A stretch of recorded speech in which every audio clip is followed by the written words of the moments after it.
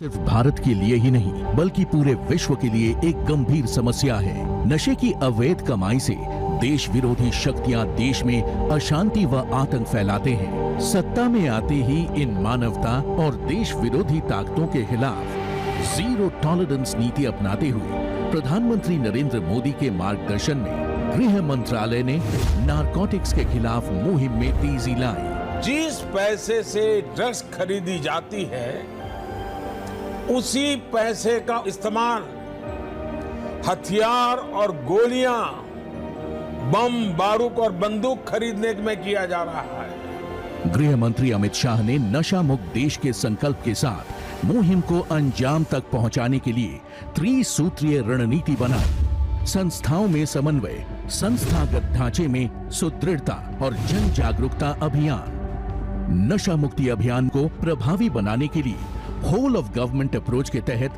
अंतर विभागीय समन्वय पर जोर देकर कोऑपरेशन, कोऑर्डिनेशन और कोलैबोरेशन के साथ काम किया जा रहा है।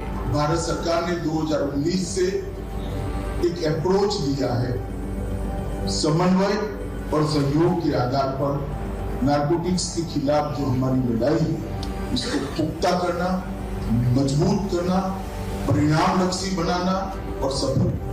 वर्ष 2019 में गृह मंत्री अमित शाह द्वारा गठित 4 स्तरीय एनकॉट द्वारा टॉप टू बॉटम और बॉटम टू टॉप की नीति से कार्रवाई में तेजी आई। इसके साथ ही एनसीबी को राष्ट्रीय स्तर पर नोडल एजेंसी बनाया गया है।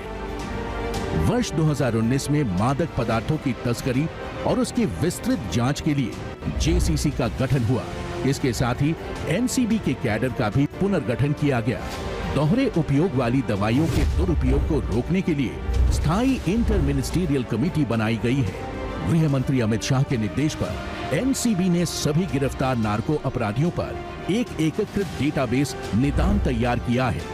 इसमें गिरफ्तार अपराधियों की सभी जानकारी जैसे फोटोग्राफ, उंगलियों के निशान, मामले का विवरण, अदालती आदेश इकट्ठे किए जाते हैं। ड्रग्स ट्रैफिकिंग के ट्रेंड एनालिसिस एवं डेटाबेस मैनेजमेंट के लिए सिम्स ई पोर्टल भी विकसित किया गया है। नशे के वित्तीय लेन देन पर नकेल कसते हुए FIUIND, ED एवं अन्य खुफिया एजेंसियों द्वारा वित्तीय दस्तावेजों की जांच कर संपत्ति जब्ती में तेजी की गई है। इसके तहत जून 2023 तक एनसीबी ने ऐसे 33 मामलों में फाइनेंशियल इन्वेस्टिगेशन कर 7 करोड़ से अधिक की प्रॉपर्टी फ्रीज की है।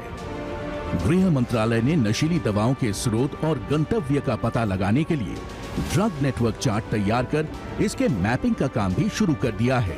मादक पदार्थों को सूंघकर पता लगाने के लिए खोजी कुत्तों के एक राष्ट्रीय नारकोटिक्स K9 पुल की स्थापना की गई है और पहले चरण में 10 कार्यालय खोले गए हैं।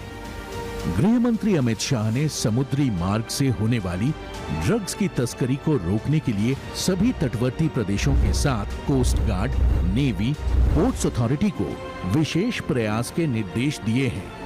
साथ ही अवैध मादक पदार्थों की खेती की समस्या के निवारण हेतु ड्रोन के प्रयोग के लिए एक अंतर मंत्रालय स्टडी ग्रुप का गठन किया गया है। मादक पदार्थों की मात्रा में लगभग 160% की वृद्धि हुई है और इसके कारोबारियों के विरुद्ध 199% अधिक मामले दर्ज हुए हैं। प्रधानमंत्री नरेंद्र मोदी के मार्गदर्शन और गृह मंत्री अमित शाह के नेतृत्व में भारत को नशा मुक्त करने का अभियान अब रंग लाने लगा है। देश अब नशा और उसके व्यापार की जड़ों पर प्रहार करते हुए नशा मुक्त भारत की ओर सशक्त कदम बढ़ा रहा है।